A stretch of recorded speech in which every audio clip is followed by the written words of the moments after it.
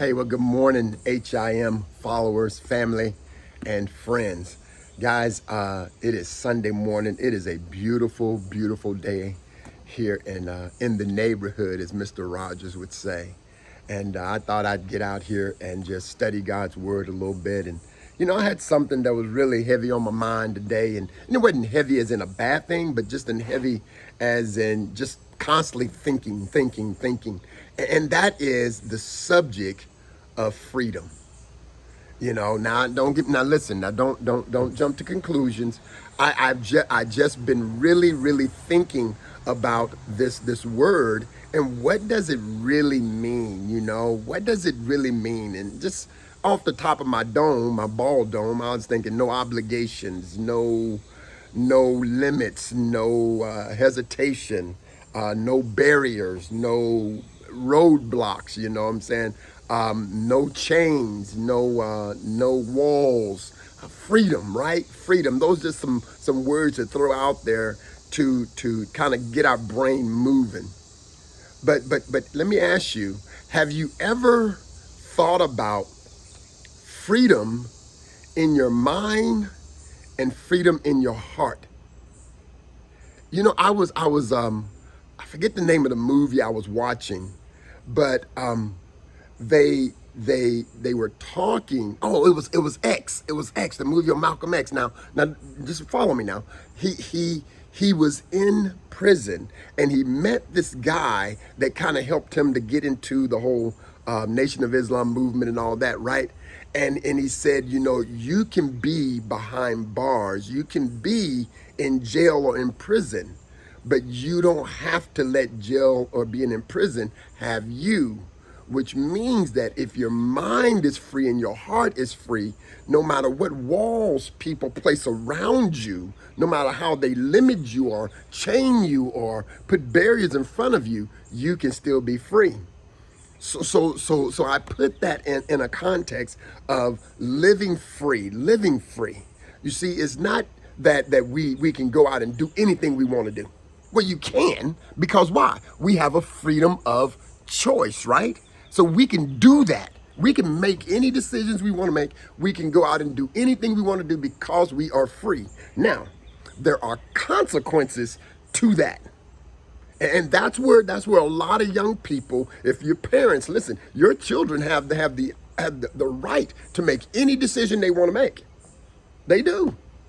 But there's consequences, and I hope they understand your consequences in your home or teachers in your school or community people in your community. We need to help people understand that there are consequences to our so-called freedom, you see.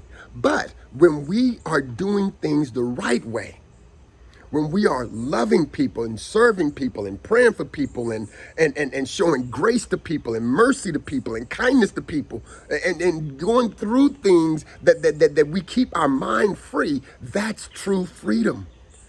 The Bible even tells us, guys, that there are no laws against that because why? It's the fruit of the Spirit, right? Love, joy, peace, patience, kindness, goodness, long-suffering, and self-control, right? There's no laws against those. You can't take somebody to jail because they loving too much. You can't take somebody to jail because they show mercy and grace too much, or because they have self-control too much, right? So that's freedom right there. That's freedom when you operate in those things. And I know in our world right now today, man, we are seeing people who are executing and implementing their freedom. That's their freedom to do what they want to do. That's what makes this country so awesome, man. That we have the freedom and the right to do whatever we want to do. Even though some things that we do or have the right to do, we do those things and we find ourselves in trouble. Because it breaks the law, because it hurts others, because it hurts ourselves, right? So our freedom, man, our freedom doesn't have limits. We can do whatever we want to do. It's how you use your freedom is the key, And so as I think about this freedom, as a believer, man, as a believer in Jesus Christ. That's right. I said a believer in Jesus Christ. And I know everybody that watch my videos, they're not believers. But as a believer in Jesus Christ, I know one thing, that because my mind is free and my heart is free, I'm going to live in that freedom. Now, sometimes I get jacked up just like a lot of you. You know what I'm saying? I do. I remember, man, back in 1997, I found myself in the midst of this huge event called Stand in the Gap. And we were there and we were worshiping and praying. And I found myself in the middle of a bunch of white men. And in that moment, God told me, Amos, you're not free. You have hate in your heart. You have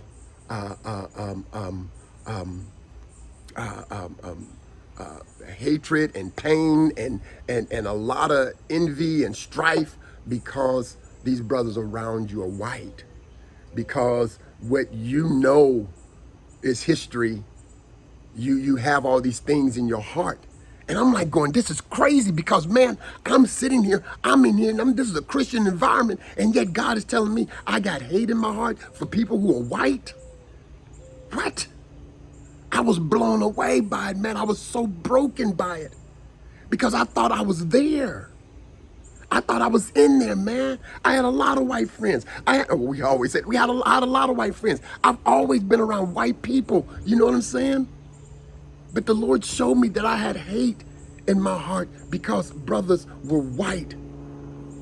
You see what I'm saying? And watch this. It was October of 97. November of 97, I married my white wife.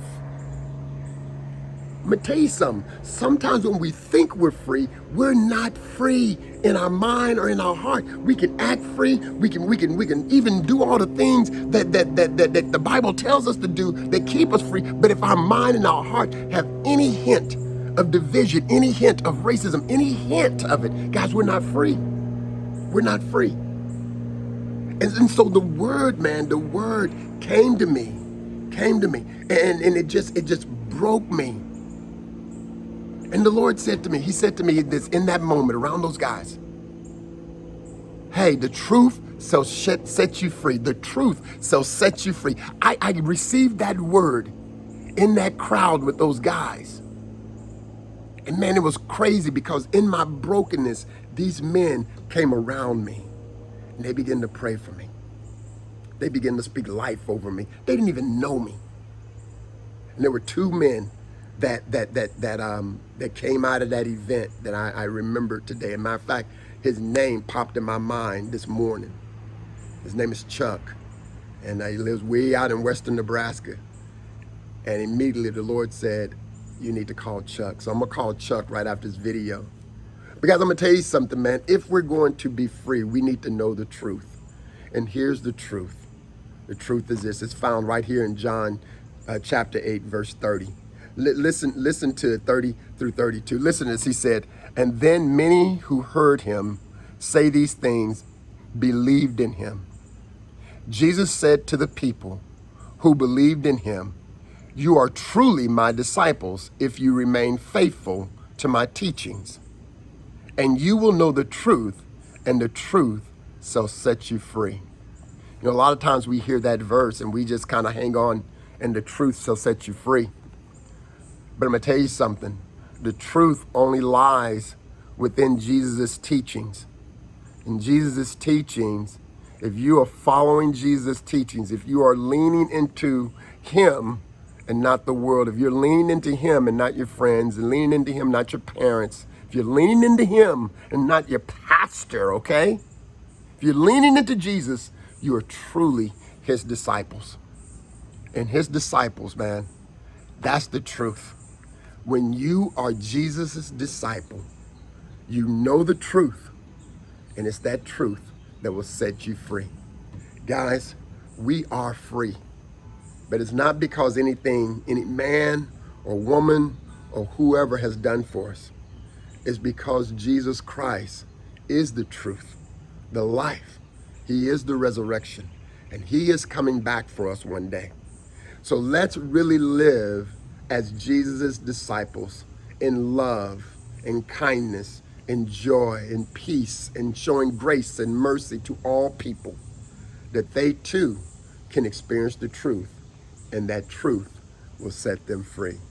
Father, I thank you for what you're doing in this moment. I thank you for those who are listening, and I know because of the truth, you will set them free. God bless, guys.